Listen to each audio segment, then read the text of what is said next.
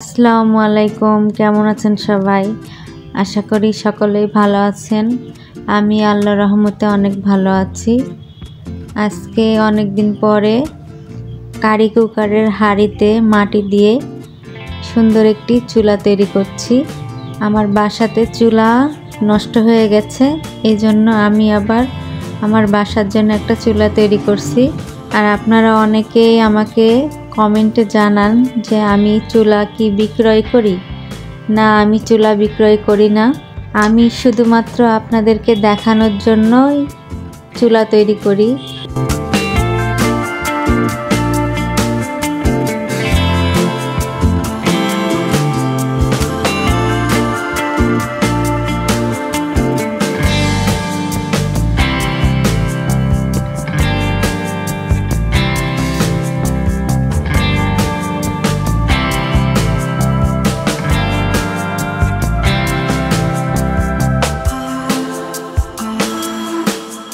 এদিকে আমার মেয়েটাকে ঘুম পাড়িয়ে রেখে আমি চুলা বানাতে বসি।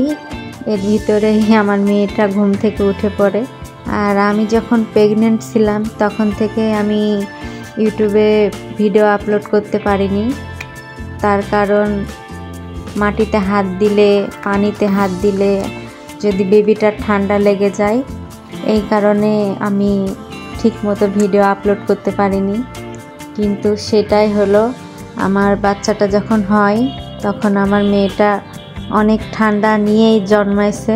তো তারপর থেকে আমি ভিডিও বানাতেও পারিনি, ইউটিউবে আপলোড করতেও পারিনি। এখন আমার মেয়েটার জন্য আপনারা একটু দোয়া করবেন যেন আমার মেয়েটা ভালো থাকে, সুস্থ থাকে। আর চুলার ভিডিও ছাড়াও অন্য কোনো ভিডিও যদি আপনারা দেখতে চান, সেটাও আমাকে কমেন্টে জানাবেন, আমি চেষ্টা করব। যদি ভালো লাগে অবশ্যই আমার চ্যানেলটাকে সাবস্ক্রাইব করবেন, আমার পাশে থাকবেন।